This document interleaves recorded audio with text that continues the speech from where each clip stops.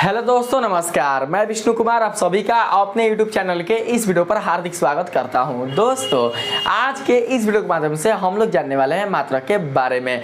जी हां दोस्तों, आज के इस वीडियो के माध्यम से मैं आप लोगों को मात्रक से परिचित कराऊंगा, जिसमें दोस्तों आप लोगों को बिल्कुल सरल तरीके से बताऊंगा कि मात्रक वास्तव में होती क्या है, मात्रक का अर्थ क्या होता है, मात्रक के कितने प्रकार होते हैं, मात्रक पद्धति क्या होती है, मात्रक पद्धति कितने प्रकार के होते हैं और इनका जो विवरण होता है वो किस प्रकार से दिया जाता है, कैसे इनकी पहचान किया जाता है, एक पद्धति से दूसरी पद्धति में मात्रक को कैसे चेंज किया जाता है, कैसे समझा जाता है और इनके बीच का जो संबंध होता है वो कैसे और किस प्रकार से होता है, इन सारी चीज़ों के बारे में इस वीडियो के माध्यम से दोस्तों मैं आप लोगों को परिचित कराऊंगा।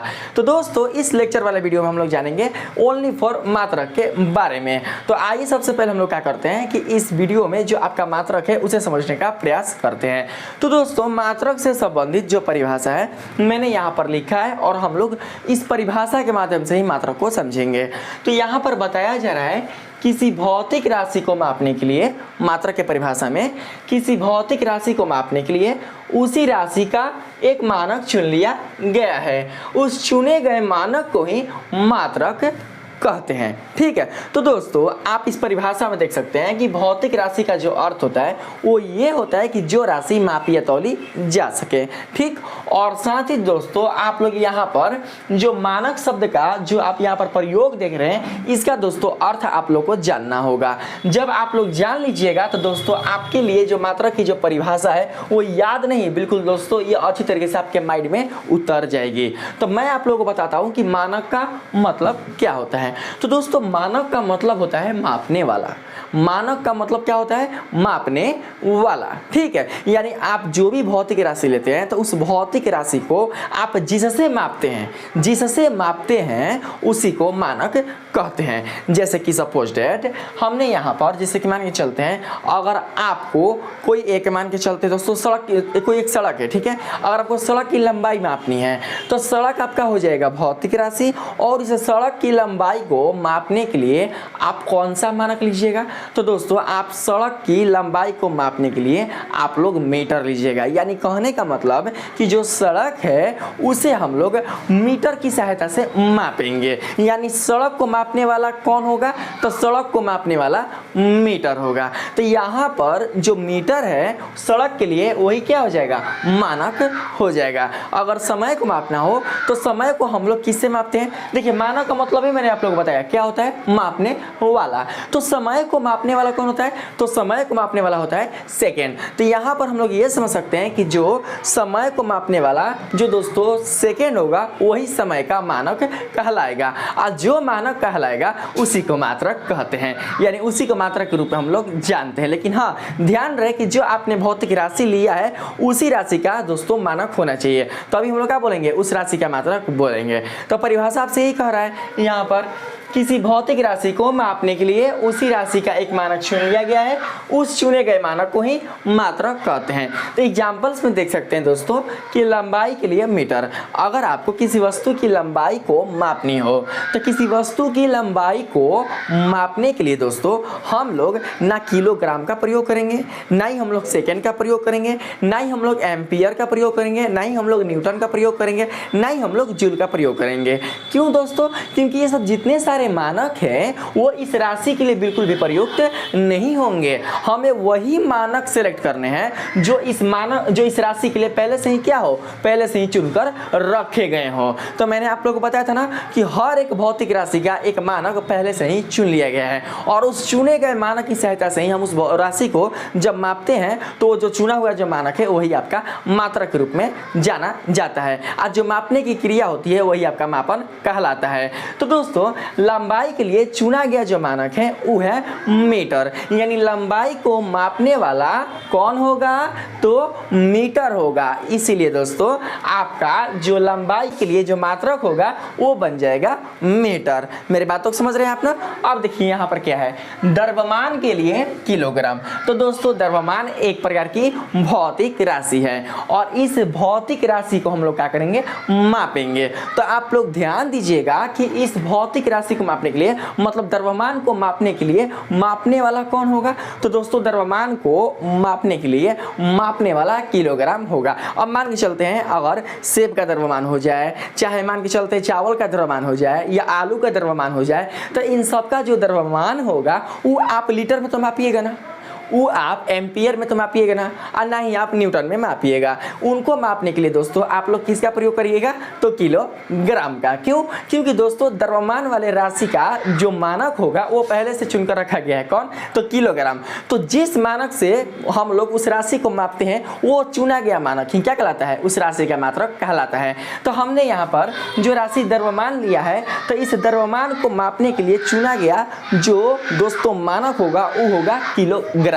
इसीलिए किलोग्राम को हम लोग क्या कहेंगे? इस द्रव्यमान का मात्रक। क्यों? क्योंकि द्रव्यमान को मापने के लिए जो मापने वाला होगा वो होगा किलोग्राम। तो मैंने आप लोगों को बताया कि मानक का मतलब होता है मापने वाला। तो द्रव्यमान को मापने वाला कौन होगा? तो द्रव्यमान को मापने वाला होगा किलोग्राम। तो इसीलिए किलोग्राम का होगा इस द्रव्यमान के लिए मात्रक के रूप में जाना जाएगा। ठीक है। अगर हम यहाँ पर दोस्तों बात करें समय के लिए, तो देखिए अगर आपको समय को मापना हो तो समय क्या हो गया? भौतिक राशि। तो सबसे पहले आपको ये देखना होगा कि समय को मापने के लिए कौन सी मानक राशि पहले से ही चुनकर रखी गई है।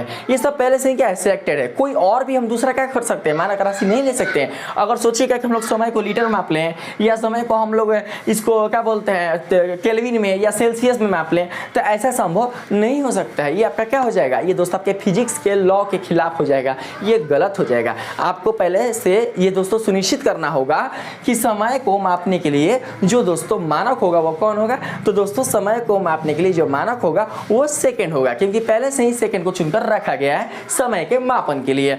तो उस चुने गए जो दोस्तों मानक है उस मानक को ही हम लोग इस समय के लिए मात्रक कहते हैं। यानी समय को मापने वाला कौन होगा? तो सेकंड। और मैंने आप लोगों को बताया कि जो मापने वाला है उसी को बोलेंगे मानक। जो मानक आपने चुन लिया जिस भौतिक राशि के लिए, वही मानक उस भौतिक राशि का मात्रक कहलाएगा। तो मुझे उम्मीद है कि आप लोग मात्रक के परिभाषा में कोई दोस्तों गलती नहीं कर सकते हैं। दोस्तों आप लोग को जो मात्रक की जो परिभाषा है और मात्रक की जो समझ है वो आप लोग को अच्छी तरीके से आ गई होगी। अब हम लोग बात करते हैं थोड़ा सा आगे। देखिए इसमें बताया जा रहा है किसी भौतिक राशि की माप चुने गए मात्रक और मात्रक की प्रयोग संख्या के गुणनफल के बराबर होता है। इसका अर्थ क्या हुआ आप लोग समझिएगा। देखिए बताया जा रहा है किसी भौतिक राशि की माप चुने गए मात्रक और मात्रक की प्रयोग संख्या के गुणनफल के बराबर होता है। तो दोस्तों यहाँ पर आप लोग समझना, जैसे कि अगर हमें चीनी को मापना हो, चाहे मान के चलते हैं दोस्तों हमें कोई वस्तु है द्रव्यमान वाली, ठीक, द्रव्यमान वाली अगर किसी वस्तु को अगर हमें मापना हो, जैसे कि चीनी हो गया या दोस्तों दाल हो गया या दोस्तों चावल हो गया, तो अगर हम लोग मान लेते हैं कि जो हमने चावल चीनी या कोई भी द्रव्यमान वाली वस्तु अगर हमने मापा, तो हो सकता है कि उसका जो द्रव्यमान है वो निकल कर आया हो 5 किलोग्राम। कितना? 5 किलोग्राम। अगर हम किसी द्रव्यमान वाली वस्तु को मापते हैं तो आपको पता है कि द्रव्यमान के लिए चुना गया जो मानक होगा वो होगा किलोग्राम। इसीलिए दोस्तों द्रव्यमान का जो मात्रक होगा वो होगा किलोग्राम। तो देख सकते हैं किसी भौतिक राशि के माप चुने गए मात्रक। तो दोस्तों देखिए सबसे पहले आप लोग ये देखिए कि मात्रक कौन है, तो मात्रक है आपका दोस्तों किलोग्राम। ठीक है, मात्रक है किलोग्राम। फिर क्या बताया यहाँ पर? मात्रक की प्रयोग संख्या। तो देखिए मात्रक की प्रयोग संख्या कहने का मतलब है कि जो आप मात्रक किलोग्राम देख रहे हैं इस मात्रक का कितनी बार प्रयोग किया गया है। तो दोस्तों देख सकते हैं कि 5 किलोग्राम में जो आपका किलोग्राम है उसका 5 बार प्रयोग किया गया है, तबे ना यहाँ पर 5 kg आया। अगर kg को 5 बार लिख कर अगर जोड़िएगा तो कितना मिलेगा? आपको 5 kg मिलेगा। मेरी बात को समझ रहे ना? तो यहाँ पर जो kg का प्रयोग होने वाली जो संख्या है वो कितनी है? तो वो दोस्तों है 5। तो हम लोग यहाँ पर लिख सकते हैं कितना? तो 5। और kg और 5 के बीच में रिलेशनशिप क्या चीज का है? किस संक्रिया का है? किस गणितीय संक्रिया का है? तो दोस्तों वो है गुना का। यानी अगर 5 को kg से अगर मल्टीप्लाई कर दिया जाए तो आपको 5 kg मिल जाएगा। तो दोस्तों मैंने आप लोगों को अभी बताया कि जो आप 5 kg देख रहे हैं वो किसी द्रव्यमान वाली भौतिक राशि का माप है। यानी कि अगर आपने चीनी या चावल को अगर मापा है तो हो सकता है कि उसका जो द्रव्यमान है वो 5 kg निकल कर आया हो। को। तो जब ये 5 केजी निकल कर आया है तो हम लोग उसकी माप को किससे दर्शाएंगे, तो हम लोग उसकी माप को मेजरमेंट यानी m से दर्शाएंगे, यानी m बराबर 5 kg। तो m का मतलब हो जाएगा माप और kg आपका हो जाएगा मात्रक, 5 हो जाएगा प्रयोग संख्या। तो मैंने यहाँ पर यही ना बताया कि किसी भौतिक राशि की माप यानी कि m चुने गए मात्रक और मात्रक की प्रयोग संख्या। तो दोस्तों आपने कौन सा मात्रक चुना, तो किलोग्राम, और मात्रक की प्रयोग संख्या जो मात्रक किलोग्राम है उसका कितना बार प्रयोग किया गया है, तो 5 बार। तो देख सकते हैं कि मात्रक और मात्रक के प्रयोग संख्या का जब हमने गुणा किया तो उस भौतिक राशि की जो माप है वो निकल कर आया। तो इस तरीके से आप लोग समझ सकते हैं कि किसी भौतिक राशि का जो मेजरमेंट होता है, जो माप होता है, वो उस भौतिक राशि के चुने गए मात्रक और उसके प्रयोग संख्या के गुणनफल के बराबर होता है जो मात्रक आपने चुना है। ठीक है, तो इस तरीके से दोस्तों ये भी क्या हो गया आपका खत्म। अगर देखिए, अगर मान के चलते हैं आपने दूध लिया है, कितना मान के चलते हैं आपने दूध लिया है 2 लीटर, तो 2 लीटर क्या हो जाएगा, दूध का आयतन, यानी कि किसी भी द्रव पदार्थ का जो आयतन होता है उसे हम लोग लीटर में मापते हैं। तो यहाँ पर जो मापने वाला दोस्तों जो राशि होगा वो कौन होगा, तो वो होगा लीटर। तो अगर आपने दूध लिया है 2 लीटर, तो कहने का मतलब ये हुआ कि दूध का दोस्तों जो परिमाण है, जो माप है वो है 2 लीटर। तो इसे आप क्या समझ सकते हैं, इसे आप ये समझ सकते हैं कि दूध के मापने के लिए जो आपने मात्रक लिया है लीटर, और इस लीटर का कितने बार प्रयोग किया गया है, 2 बार। तो देख सकते हैं कि मात्रक और उस मात्रक के प्रयोग संख्या कितना बार, तो 2 बार के गुणनफल के बराबर, यानी 2 को अगर L से मल्टीप्लाई करेंगे तो 2L निकल कर आएगा। तो यही क्या होगा, आपके 2 लीटर वाले दूध का दोस्तों माप होगा। ठीक है, अब हम लोग क्या करते हैं, आगे थोड़ा सा बात कर लेते हैं। ठीक है, आप लोग हो सकता है इस चीज़ को अच्छे तरीके से समझ गए होंगे। देखिए यहाँ पर इस चीज को ऐसे समझ सकते हैं ना, भौतिक राशि की माप बराबर प्रयोग संख्या और चुने गए मात्रक का गुणनफल। ठीक है, यानी कि प्रयोग संख्या 5, चुना गया मात्रक किलोग्राम, दोनों को मल्टीप्लाई कर देंगे तो आपकी भौतिक राशि की माप निकल कर आ जाएगी। मेरी बातों को समझ रहे हैं ना। अगर दोस्तों देखिए 2 एग्जाम्पल मैंने देकर आप लोगों को समझाया, आप लोग समझ में आ गया होगा। ठीक है, देखिए हम लोग भौतिक राशि के माप को अंग्रेजी के संकेताक्षर m से डिनोट करते हैं, जिसका अर्थ होता है मेजरमेंट, और प्रयोग संख्या को हम लोग डिनोट करते हैं एक्सपेरिमेंट नंबर, जिसका संकेतक जो अक्षर होगा वो होगा छोटा n, और जो मात्रक होगा दोस्तों उसको हम लोग किससे डिनोट करते हैं, तो स्मॉल u से। तो इस प्रकार से इसका जो रिलेशनशिप होगा वो m = nu होगा। लेकिन बात यहीं तक खत्म नहीं होती। अब मैं आप लोग को ये बताऊंगा कि आखिर ये रिलेशनशिप आया कहाँ से। m = nu ये दोस्तों किस तरीके से अपना रिलेशनशिप आपके सामने जो प्रदर्शित हो रहा है, ये किस तरीके से अपना रिलेशनशिप दोस्तों एक दूसरे के साथ क्या करता है, रिलेटिव रखता है। ठीक है, संबंध रखता है। तो मैं आप लोगों को बताता हूँ, आप लोग समझिएगा। देखिए इसके साइड में मैंने आप लोग समझाने के लिए यहाँ पर बताया है, इसके साइड में बताया है किसी भौतिक राशि का मात्रक, किसी भौतिक राशि का मात्रक उसके प्रयोग संख्या का व्युत्क्रमानुपाती होता है।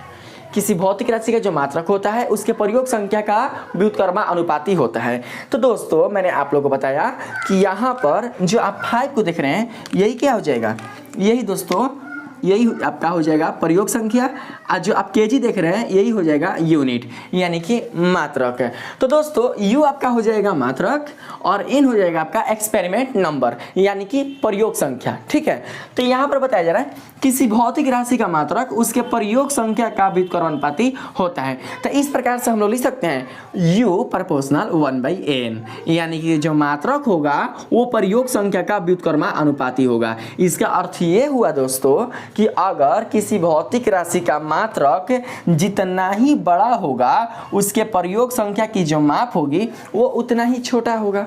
मेरी बात को समझिएगा। n क्या है, प्रोपोर्शनल, यानी कि दोस्तों इसका मतलब ये होगा कि छोटा होगा। ठीक है, आयु का मान क्या होगा, बड़ा। अगर आप इसको एक्सचेंज कीजिएगा, एक्सचेंज, तो n चला आएगा इधर और u चलाएगा इधर। तो इसका अर्थ ये हो जाएगा कि यदि किसी भौतिक राशि के प्रयोग संख्या का मान अगर बढ़ेगा तो उसका मात्रक छोटा हो जाएगा। यानी कहने का मतलब कि यदि किसी भौतिक राशि का जो मात्रक होगा अगर उसे आप बड़ा करोगे तो प्रयोग संख्या का जो मान होगा वो छोटा होगा। और यदि किसी भौतिक राशि का मतलब वही दोस्तों उसी राशि का, ठीक है, अगर उसी राशि का अगर आप प्रयोग संख्या का मान बड़ा करोगे तो उसका मात्रक छोटा हो जाएगा। कैसे, तो आप लोग समझिएगा। देखिए मैं आप लोग को समझाता हूँ। ठीक है, हो सकता है दोस्तों इधर ना दिखे तो आप लोग समझिएगा, इधर मैं आप लोग को बताता हूँ। सारा चीज़ आप लोग को समझ में आ जाएगी। ठीक है, देखिए अगर जैसे कि हमने यहाँ पर दोस्तों अगर लेना चाहे हम 10 मीटर, ठीक है 10 मीटर मान के चलते हैं कि किसी वस्तु की जो दूरी है वो है 10 मीटर, ठीक है 10 मीटर। अब देखिए जो वस्तु की दूरी निकल कर आया है 10 मीटर, तो इसमें आप क्या देख रहे हैं, इसमें आप ये देख रहे हैं कि आपका जो मात्रक है वो मीटर के रूप में प्रयुक्त किया गया है। किस रूप में? मीटर के रूप में प्रयुक्त किया गया है। और ये जो मीटर है वो किसी न किसी मात्रक पद्धति का क्या है, ये दोस्तों मात्रक है।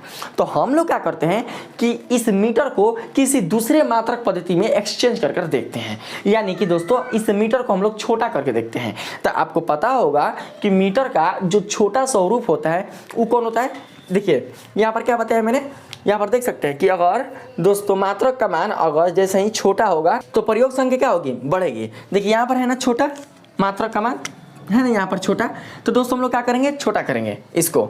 तो मीटर से छोटा क्या होता है, मीटर से छोटा, तो मीटर से छोटा होता है सेंटीमीटर होता है ना। तो सबसे पहले आप लोग यहाँ पर 10 को 10 से लिखिएगा, ठीक, क्यों, क्योंकि मीटर का 10 बार प्रयोग किया गया है। और मीटर को जब हम लोग सेंटीमीटर में एक्सचेंज करेंगे, यानी अब इसके छोटे मात्रक के रूप में हम लोग चेंज करेंगे, ठीक है ना। तो क्या होगा दोस्तों, आपको पता होगा कि 10 गुणे लिख सकते हैं 1 मीटर ऐसे, यानी 1 मीटर को 10 से मल्टीप्लाई करेंगे तो क्या आ जाएगा, 10 मीटर आ जाएगा।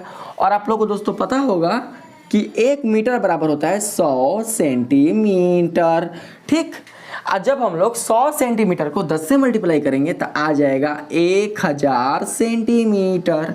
तो दोस्तों अगर हम आपसे बोले कि 10 मीटर और 1000 सेंटीमीटर ये दोनों अलग अलग हैं, तो आप लोग क्या बताओगे कि दोनों अलग अलग हैं। तो दोस्तों ये दोनों अलग अलग नहीं हैं, बस फर्क है इनके मात्रक पद्धति का।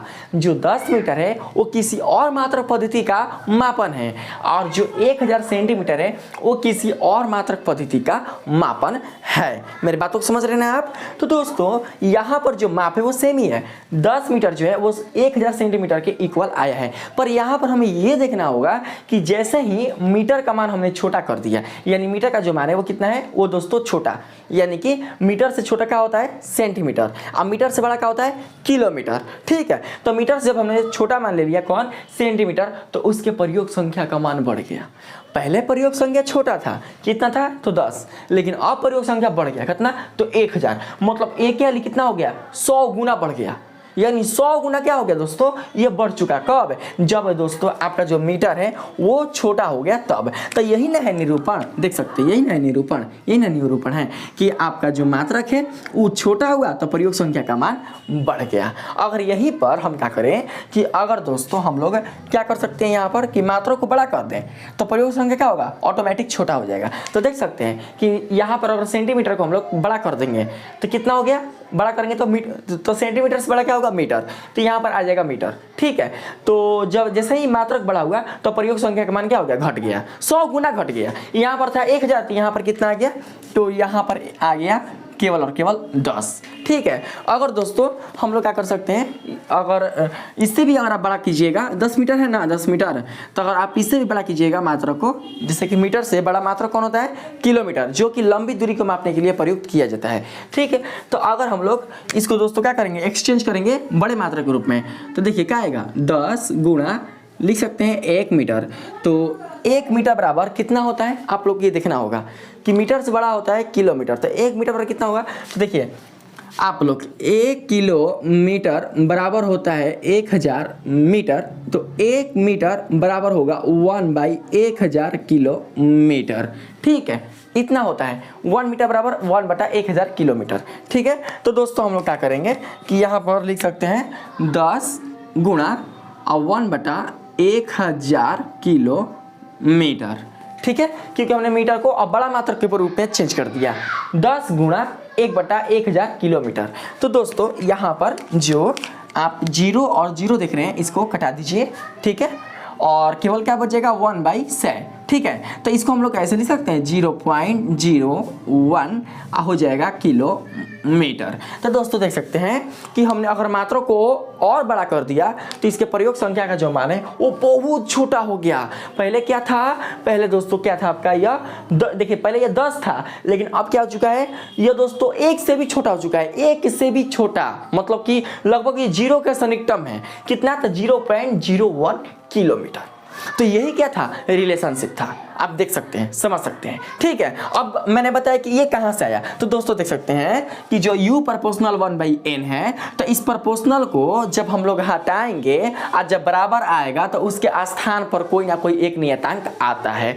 तो दोस्तों यहाँ पर जब हम लोग देखिएगा, आप लोग समझिएगा, देखिए जब हमने प्रोपोर्शनल को हटाया तो प्रोपोर्शनल को हटाने के बाद हमने यहाँ पर बराबर लगाया तो नियतांक रूप में आया है m, जिसको हम लोग माप से क्या करते हैं प्रदर्शित करते हैं। यही क्या करता है किसी भौतिक राशि के मेजरमेंट यानी उसके माप को प्रदर्शित करता है। ठीक, अब देखिए यहाँ पर क्या है 1/n है, तो लिखेंगे 1/n। ठीक है, अब ये m कहाँ से आया, जब हमने प्रोपोर्शनल को हटाया और बराबर लगाया तो उसके स्थान पर m आया, यानी कि u और n बदल सकता है, ये दोनों 4 है लेकिन m बिल्कुल भी नहीं बदलेगा। ठीक है, तो यहाँ पर जो आप भागा में n देख रहे हैं ये चला जाए, ये जो होगा वो चला जाएगा इधर, तो ये भागा से गुणा में एक्सचेंज हो जाएगा। तो दोस्तों आपका नहीं हो जाएगा m बराबर n इंटू यू, तो यही चीज़ क्या है यहाँ पर लिखा गया है। तो इस तरीके से आप लोग को बिल्कुल अच्छी तरीके से ये समझ में आ गई होगी कि आखिर m = nu का जो रिलेशन होता है ये वास्तव में होती क्या है। और यहाँ पर जो मैंने आप लोग को बताया कि भौतिक राशि का मात्रक उसके प्रयोग संख्या का व्युत्क्रमानुपाती होता है, इसका अर्थ क्या हुआ आप लोग इसे भी दोस्तों समझ गए होंगे। ठीक है, मुझे उम्मीद है कि कमजोर से भी कमजोर छात्र को समझ में आ रहा होगा। मेरा एक ही प्रयास रहता है कि सब समझे, चाहे कमजोर हो चाहे तेज हो। तेज तो कैसे भी समझ लेगा, ठीक है, अगर उसको थोड़ा सा मैं हिट भी कर दूंगा तो वो समझ सकता है, लेकिन मैं ऐसे बच्चों को भी समझाना चाहता हूं जिसे फिजिक्स काफी टफ लगता है, काफी भारी लगता है और जिन्हें ना समझ में आता है, उसे भी दोस्तों मैं इस फिजिक्स को अच्छी तरीके से समझाना चाहता हूं। ठीक है, अगर आप यहीं पर ले लीजिएगा, देखिए अगर आप यहीं पर ले लीजिएगा 5 किलोग्राम, ठीक 5 किलोग्राम, तो 5 किलोग्राम में आप देख सकते हैं कि किसी और मात्रक पद्धति का ये मात्रक है किलोग्राम, और यहाँ पर आप देख सकते हैं कि जो किलोग्राम है वो ग्राम से बड़ा मात्रक है। ग्राम से क्या है बड़ा मात्रक, तो मात्रक बड़ा होने के कारण इसके प्रयोग संख्या का कहीं ना कहीं जो मान है वो घटा है। कितना तो है 5, है ना 5, यानी मात्रक बड़ा तो प्रयोग संख्या छोटा। लेकिन जैसा ही हम लोग मात्रक को क्या करेंगे छोटा कर देंगे तो प्रयोग संख्या क्या हो जाएगा बढ़ जाएगा। देखिए है ना 1/u, यानी मात्रक छोटा तो प्रयोग संख्या बड़ा।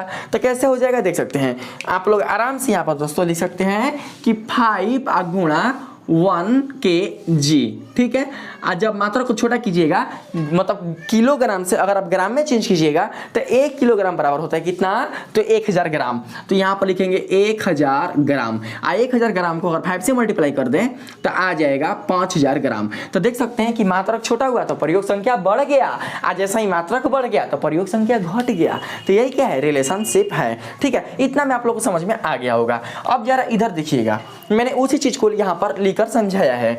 इससे यह प्रदर्शित होता है कि किसी भौतिक राशि का मात्रक जितना ही छोटा होगा उसका आंकिक मान उतना ही ज्यादा होगा। किसका आंकिक मान, किसका आंकिक मान तो मात्रक का आंकिक मान, माने कितना बार उसका प्रयोग किया गया है। ठीक, अब आगे देखिएगा, इसमें बताया जा रहा है यदि किसी भौतिक राशि की माप एक मात्रक पद्धति में n1 इंटू u1 तथा दूसरी मात्रक पद्धति में n2 इंटू u2 हो तो उनका निरूपण क्रमशः इस प्रकार होगा। ठीक है, तो दोस्तों कैसे आप लोग समझिएगा, देखिएगा देखिए दोस्तों यहाँ पर ध्यान से आप लोग देखिए, मैं यहीं पर समझाता हूँ। देखिए जो आप 5 kg देख रहे हैं 5 kg, तो दोस्तों ये किसी और मात्रक पद्धति का क्या है, ये दोस्तों माप निकल कर आया है कितना 5 kg। ठीक है, जो भी आपने द्रव्यमान वाली वस्तु को मापा है तो उसका माप निकल कर आया है 5 kg, तो किसी और मात्रक पद्धति में दोस्तों क्या है इसका माप निकल कर आया है। तो हम लोग क्या करते हैं कि प्रयोग संख्या को देखिए, प्रयोग संख्या को हम लोग डिनोट करते हैं n से और उसके मात्रक को डिनोट करते हैं u से। तो मान लेते हैं कि पहला मात्रक पद्धति में जो आपका प्रयोग संख्या है वो है n1 आज जो मात्रक है वो है a1। ठीक है, पहला मात्रक पद्धति में। आज जो आप ये वाला देख रहे हैं 500 ग्राम, 500 ग्राम, तो ये 500 ग्राम, सॉरी 5000 ग्राम, 500 नहीं है 5000 ग्राम। तो दोस्तों ये 5000 ग्राम क्या है, ये 5000 ग्राम इसी 5 किलोग्राम का दूसरे मात्रक पद्धति में मापन है। ठीक है, यानी कि 5 किलोग्राम का जो मापन है वो दूसरे मात्रक पद्धति में किया गया है। तो दूसरे मात्रक पद्धति में करने के कारण हम लोग 5000 ग्राम को यहाँ पर ऐसे लिख सकते हैं। क्या, जरा ध्यान से देखिएगा, देखिए 5000 ग्राम बराबर जो प्रयोग संख्या है उसे मान लीजिए कितना, तो N2, आज जो आपका मात्रक है उसे मान लीजिए कितना, तो U2। ये दोनों क्या है, ये दोनों मापन है, जिस वस्तु का आपने माप किया है ये दोनों क्या हो जाएंगे, मापन हो जाएंगे। तो मापन को हम लोग किसे दर्शाते हैं, तो मापन को हम लोग M से दर्शाते हैं। ठीक है, M से दर्शाते हैं।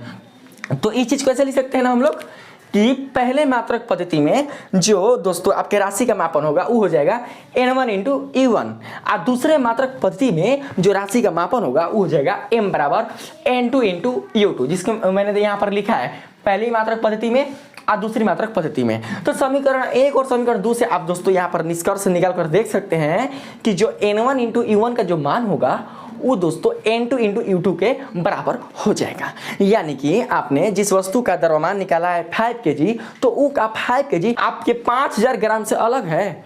कोई पूछेगा कि आप 5 किलोग्राम आलू लिए हो, तो आप कहिएगा हाँ। कोई आपसे अगर उसी टाइम पूछ दे कि आप 5000 ग्राम आलू लिए हो, तो क्या कहिएगा, सोचने लगिएगा कि 5000 ग्राम कहाँ से, 5 किलो ना, नहीं, वो सही चीज है। यानी कि उसने क्या किया, किलोग्राम को ग्राम में चेंज कर दिया। माप उतने हैं, जितने वजन भी उतने हैं जितना आपने लिया है। ठीक है, उसके वजन में कोई दोस्तों अंतर डिफरेंट बिल्कुल भी नहीं है। बस यहाँ पर क्या है, बस यहाँ पर दोस्तों मात्रक पद्धति बदलने के अनुसार जो मापन का जो स्वरूप है वो उस दोस्तों बदल चुका है। ठीक है, यानी यहाँ 5 kg हो गया तो यहाँ पर 5000 kg हो गया। अब मान के चलते हैं कि अगर मान के चलते हैं कि आपके स्कूल से आपकी जो घर की दूरी है वो है, मान के चलते हैं 20 मीटर। तो दोस्तों आपसे कोई पूछे कि आपके घर से स्कूल की जो दूरी है वो 20 मीटर है, तो दोस्तों आपको पता रहता है कि हाँ 20 मीटर है, तो आपको कहाँ 20 मीटर है। लेकिन अगर कोई आपसे उसी चीज़ को दोस्तों बदल कर पूछ दे कि नहीं आपके घर से जो स्कूल की जो दूरी है वो 20 मीटर नहीं है बल्कि 2000 सेंटीमीटर है, तो अब आप क्या कीजिएगा, 2000 सेंटीमीटर ना 20 मीटर है, तो वो कहेगा ना 2000 सेंटीमीटर है, आप कहिएगा ना 20 मीटर है। अरे भाई बात एक ही है, बस दोस्तों मात्रक पद्धति बदलने के अनुसार दोस्तों जो मापन का स्वरूप है वो चेंज हो चुका है। यानी कि जो 20 जो आपका घर और जो स्कूल की जो दूरी है वो ना दूरिया बढ़ा है ना दूरिया घटा है, दूरिया नियत है, वो बदला नहीं है। बस बदला क्या चाहिए, तो मापन का स्वरूप। यानी कि उसने बोला 20 मीटर तो आपका आ गया 2000 सेंटीमीटर। तो ऐसा किसके कारण हुआ, तो ऐसा मात्रक पद्धति बदलने के कारण हुआ। लेकिन जब मात्रक पद्धति आपने जिस राशि का बदला है तो उसका जो मापन होगा वो भी नहीं होगा। ठीक है, वो दोनों एक दूसरे के बराबर होगा। ठीक, इसीलिए मैंने यहाँ पर लिखा N1 इंटू U1 बराबर N2 इंटू U2। पर ध्यान रहे कि जिस भौतिक राशि का दोस्तों आप मापन एक पद्धति से, एक मात्रक पद्धति से दूसरे मात्रक पद्धति में चेंज कर रहे हैं वही दोनों आपस में बराबर होगा। अब ये ना कि दोस्तों एगो यहाँ पर है 5 kg, आइए को ले लेते हैं हम लोग यहाँ पर 20 मीटर, और दोनों को क्या करेंगे, इसको अलग मात्रा क्या करेंगे, अलग पद्धति में चेंज कर देंगे, इसको अलग पद्धति में चेंज कर देंगे तो दोनों बराबर हो जाएगा, तो ये गलत हो जाएगा। ऐसा बिल्कुल भी नहीं। जिस भी दोस्तों आप भौतिक राशि को अगर आप एक मात्रक पद्धति से दूसरे मात्रक पद्धति में बदल रहे हैं तो दोनों मात्रक पद्धति में जो उनका मान मिल रहा है वही क्या होंगे, आपस में बराबर होंगे। अलग अलग दोस्तों भौतिक राशियों का मापन बिल्कुल आपस में बराबर नहीं होगा। तो इसी को यहाँ पर करके मैंने बताया है। तो मुझे उम्मीद है कि आप लोग अच्छे से समझ गए होंगे। ठीक, अब जरा सा बात करते हैं मात्रक के प्रकार के बारे में। ठीक है, तो दोस्तों आपको पता होगा कि जो आपका भौतिक राशि होती है वो होती है 2 प्रकार का, जो कि मैंने आप लोग को लेक्चर नंबर 1 में बताया था, जिसे हम लोग बोलते हैं, पहला को क्या बोलते हैं, मूल या आधारी भौतिक राशि, और दूसरे को बोलते हैं हम लोग व्युत्पन्न भौतिक राशि। ठीक है, तो दोस्तों यहाँ पर आप लोग को बिल्कुल भी घबराना या डरना नहीं है। आप लोग बताना जो मूल या आधारी मात्रक है ना, इसका दोस्तों जो मूल या जो आधारी मात्रक जो है ये मूल भौतिक राशियों के मापने के लिए प्रयुक्त किए जाते हैं। ठीक दोस्तों, आपको पता होगा कि जो मूल भौतिक राशियां है वो मुख्यतः 7 गो है। ठीक, अब बाद में 2 गो और आया था। ठीक है, जिसको हम लोग बोलते हैं पूरक भौतिक राशि।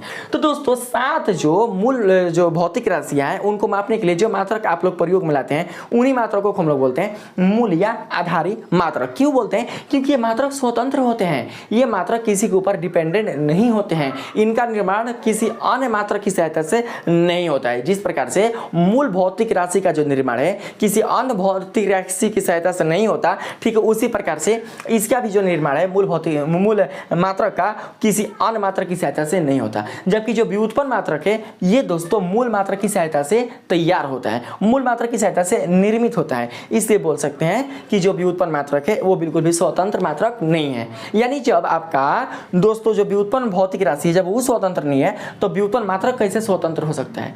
अगर देखिए सिंपली अगर कहें तो बस यही समझ सकते रखिएगा आप लोग केवल कि मूल भौतिक राशियों को मापने के लिए जो मात्रक प्रयुक्त किया जाता है उसे बोलते हैं मूल मात्रक, और व्युत्पन्न भौतिक राशियों को मापने के लिए जो मात्रक प्रयुक्त किया जाता है उसे बोलते हैं व्युत्पन्न मात्रक। जैसे कि अगर हम लोग बात करें समय, तो समय है कौन सी राशि? तो मूल राशि। तो उसको मापने के लिए हम लोग कौन सा मात्रक लेंगे? तो सेकेंड। तो सेकेंड क्या हो जाएगा? मूल मात्रक। ठीक उसी प्रकार से अगर हम यहाँ पर बात करें बल का, तो बल कैसी राशि है? तो बल है व्युत्पन्न राशि। तो बल को मापने के लिए कौन सा मात्रक लेंगे? तो न्यूटन। तो न्यूटन होगा वो हो जाएगा कौन सी राशि? तो सॉरी मात्रक, तो वो हो जाएगा आपका व्युत्पन्न मात्रक। ठीक, अगर उसी प्रकार से अगर हम लोग बात करें यहाँ पर दोस्तों द्रव्यमान का, तो द्रव्यमान को मापने के लिए कौन सा मात्रक होगा?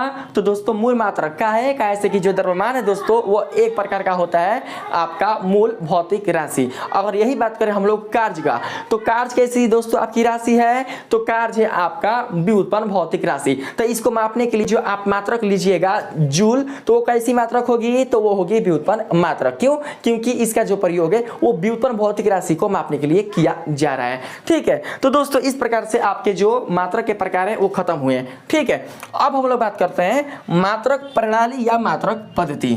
ठीक है, इसके आगे बढ़ेंगे हम लोग मात्रक प्रणाली या मात्रक पद्धति। दोस्तों मैं मुंह से बोल रहा हूं, अगर आप नोट्स बनाना चाहते हैं तो आप लोग लिख लीजिएगा। ठीक है, चाहे इसका परिभाषा बहुत जगह आपको मिल जाएगा। ठीक, अब ज्यादा लिखवाऊंगा तो दोस्तों काफी दोस्तों का होगा जगह भी नहीं है, और सोच रहा हूं कि मैं इसी में क्या करूं, इस चीज को खत्म कर दूं। ठीक है, अगर 30 मिनट 22 मिनट मेरे वीडियो पर अगर आप समय देते हैं तो इसमें दोस्तों आप लोग उतना जाने जितना आपने समय मेरे वीडियो पर आपने दिया है। ठीक है, देखिए अगर बात करें मात्रक प्रणाली या मात्रक पद्धति का, तो ये दोस्तों आप लोग इसके स्वरूप से इसी परिभाषा को समझ सकते हैं। यानी यहाँ पर है मूल या आधारी मात्रक, यहाँ पर है व्युत्पन्न मात्रक, तो दोनों को मिलाकर बना है मात्रक प्रणाली या मात्रक पद्धति, दोनों को मिलाकर। तो इसका परिभाषा सिंपल रूप से हो सकता है कि मूल मात्रक और व्युत्पन्न मात्रक का समूह या संग्रह ही मात्रक प्रणाली या मात्रक पद्धति कहलाता है। यानी कह सकते हैं कि वह प्रणाली जिसमें सभी प्रकार के मात्रक सम्मिलित रहते हैं उसी को क्या बोलते हैं हम लोग? उसी को हम लोग बोलते हैं मात्रक पद्धति। तो दोस्तों देख सकते हैं यहाँ पर मूल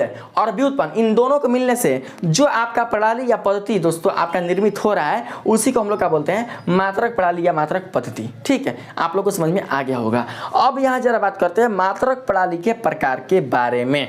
तो दोस्तों ऐसे तो आपके भौतिक विज्ञान में मात्रक जो प्रणाली है वो बहुत सारे हैं, लेकिन अगर बात करें मुख्यतः इंपॉर्टेंट तो वो है दोस्तों मात्र 4 गो। कौन कौन? तो आप देख सकते हैं, पहला सीजीएस मात्रक प्रणाली, दूसरा एफपीएस मात्रक प्रणाली, तीसरा एमकेएस मात्रक प्रणाली, चौथा एसआई मात्रक प्रणाली। तो दोस्तों आप लोग को इन चारों में सबसे ज्यादा दोस्तों जो सीखने वाली मात्रक प्रणाली है वो है एसआई मात्रक प्रणाली, जो कि इसके अगले वाली वीडियो में मैं आप लोग को बताऊंगा। तो जरा क्या करते हैं कि संक्षिप्त विवरण के साथ थोड़ा थोड़ा समझ लेते हैं। दोस्तों जो आप सीजीएस मात्रक प्रणाली देख रहे हैं, इस मात्रक प्रणाली को हम लोग सेंटीग्राम सेकेंड मात्रक प्रणाली भी कहते हैं। काहे कहते हैं? काहे से कि सीजीएस में दोस्तों जो आप सी देख रहे हैं इसका मतलब ये हुआ कि इस मात्रक प्रणाली में जो लंबाई है उसको हम लोग सेंटीमीटर में मापेंगे, और जी का अर्थ हुआ ग्राम। इसका अर्थ ये हुआ कि इस मात्रक प्रणाली में हम लोग द्रव्यमान को ग्राम में मापेंगे, और जो एस है उसका अर्थ हुआ सेकेंड। इसका अर्थ ये हुआ कि इस मात्रक प्रणाली में जो समय है उसे हम लोग सेकेंड में मापेंगे। ठीक है, और इस मात्रक प्रणाली को दोस्तों हम लोग बोलते हैं फ्रांसीसी मात्रक प्रणाली, क्योंकि इस मात्रक प्रणाली की जो शुरुआत है, जो दोस्तों निगमन है, वो फ्रांसीसियों की ही देन है, इसलिए इसको हम लोग बोलते हैं फ्रांसीसी मात्रक प्रणाली। ठीक है, अब बात करें एफपीएस मात्रक प्रणाली का। तो दोस्तों एफपीएस मात्रक प्रणाली को हम लोग फुट पाउंड सेकंड मात्रक प्रणाली के नाम से भी जानते हैं। तो इसके अनुसार आप इसको भी समझ गए होंगे कि इस मात्रक प्रणाली में लंबाई को फुट में और द्रव्यमान को पाउंड में और समय को सेकंड में मापते हैं। और इस मात्रक प्रणाली को ब्रिटिश मात्रक प्रणाली भी कहा जाता है। काहे से कि इस मात्रक प्रणाली का दोस्तों जो स्रोत है, जो देने वाला है, वो ब्रिटिशियों का है, ठीक है। इसीलिए हम लोग इसको बोलते हैं ब्रिटिश मात्रक प्रणाली। समझ में आ गया। इसमें है एमकेएस मात्रक प्रणाली। तो दोस्तों एम का अर्थ हो जाएगा मीटर, के का अर्थ हो जाएगा किलोग्राम और एस का अर्थ हो जाएगा सेकेंड। यानी आप समझ सकते हैं कि इस मात्रक प्रणाली में जो लंबाई होगा उसको हम लोग मापेंगे मीटर में, जो द्रव्यमान होगा उसे हम लोग मापेंगे किलोग्राम में, जो समय होगा उसे हम लोग मापेंगे सेकेंड में। और इस जो आप देख रहे हैं एमकेएस मात्रक प्रणाली, इसी मात्रक प्रणाली को सीजीएस मात्रक प्रणाली का विस्तृत रूप कहा जाता है, ठीक है। अब बात करते हैं चौथा एसआई मात्रक प्रणाली। तो सबसे पहले हम लोग ये समझते हैं कि एसआई का मतलब क्या हुआ। दोस्तों एसआई का मतलब होता है इंटरनेशनल यूनिट ऑफ सिस्टम, यानी एक ऐसा मात्रक प्रणाली जो अंतरराष्ट्रीय स्तर पर यूज किया जाता है। अंतरराष्ट्रीय स्तर कहने का मतलब कि अगर आप किसी भौतिक राशि के मात्रक को अपने देश में ही ना सही संपूर्ण विश्व में उसका दोस्तों प्रयोग करते हैं तो उसे जो उसका स्तर प्राप्त है उसे हम लोग बोलते हैं कि वो जो मात्रक है वो अंतरराष्ट्रीय स्तर पर क्या है, इस पूरे विश्व के लिए मान है। यानी कि इस चार मात्रक प्रणाली में जो आप तीन मात्रक प्रणाली देख रहे हैं, सीजीएस, एफपीएस, एमकेएस मात्रक प्रणाली, इन तीनों मात्रक प्रणाली का आपके अलग अलग देशों में हो सकता है कि मापन किया जाए या ना किया जाए, ये कोई जरूरी नहीं है। लेकिन एसआई मात्रक प्रणाली में आने वाले समस्त कुल जितने सारे भौतिक राशियों के मात्रक होंगे उनका दोस्तों जो यूज है वो आपके भारत देश के ही वैज्ञानिक या लोग नहीं बल्कि संपूर्ण विश्व के जो लोग होंगे वो भी करेंगे। क्यों? क्योंकि एसआई मात्रक प्रणाली में आने वाले समस्त कुल जितने सारे मात्रक है उन सब को विश्वीय स्तर पर मान्यता प्राप्त है। वो सभी जगह क्या है, मान है, सर्वमान है। यानी दोस्तों कहीं पर भी इसका जो मापन होगा बदलेगा नहीं। यानी आपको पता होगा कि आपका जो क्या बोलते हैं लंबाई है, ठीक है, चाहे दूरी है, वो बोलते हैं दूरी का एसआई मात्रक क्या होगा, दूरी का एसआई मात्रक होता है मीटर, ठीक। तो दोस्तों जो दूरी का एसआई मात्रक जो मीटर है इसे आपके केवल देश में नहीं बल्कि हर देश में ही उसको दोस्तों मीटर के ही रूप में जाना जाएगा। ये बिल्कुल भी बदलेगा नहीं, यह अपरिवर्तनशील है। अगर बात करें दोस्तों हम लोग इस प्रणाली का, तो हो सकता है कि आप अपने देश में अगर इस मात्रक प्रणाली में अगर आप अपने देश में मात्रक प्रणाली एफपीएस का प्रयोग कर रहे हैं तो हो सकता है कि दूसरे देश में एफपीएस ना करके सीजीएस का करता हो सकता है अगला देश में सीजीएस ना करके एमकेएस का करता हो। लेकिन एसआई जो होगा वो दोस्तों हर चीज में क्या होगा, उस दोस्तों वही रहता है, वो बदलता बिल्कुल भी नहीं है। इसीलिए आपके भौतिक राशि में कुल जितने सारे आपके भौतिक राशि हैं सबका एक एसआई मात्रक होता है। और इसलिए हम लोग दोस्तों क्या करते हैं कि सबका एसआई मात्रक हम लोग याद करते हैं क्योंकि वो मात्रक कभी बदलता नहीं है, हर जगह दोस्तों वो मान्य होता है। तो इस प्रकार से आज के इस लेक्चर वाले वीडियो में दोस्तों मैंने आप लोग को मात्रक और मात्रक से संबंधित कुल जितने सारे दोस्तों तथ्य थे, प्रकार थे, जो कुल जितने सारे विशेषता थे, मैंने आप लोग को समझाने का प्रयास बिल्कुल अच्छी तरीके से किया है। तो इस वाले लेक्चर वीडियो में दोस्तों हम लोगों ने मात्रक को समझ लिया। अब इसके अगला वाला जो वीडियो होगा उसमें मैं आप लोग को एसआई मात्रक प्रणाली को समझाऊंगा कि एसआई मात्रक प्रणाली में कौन कौन से आपके दोस्तों मूल मात्रक वाले एसआई जो मात्रक है वो सिलेक्ट किए गए हैं, कैसे सिलेक्ट किए गए हैं, इन सब के बारे में मैं आप लोग को बताऊंगा। तो अगर आपको ये वीडियो अच्छा लगा है, इस वीडियो के माध्यम से दोस्तों आप लोग को मात्रक को समझने में काफी सरलता मिली है, तो प्लीज आप मेरे इस वीडियो को लाइक कीजिएगा, सब्सक्राइब कीजिएगा और पसंद आए तो अपने दोस्तों में भी शेयर कीजिएगा। मिलते हैं अगले वाले वीडियो में, तब तक के लिए धन्यवाद।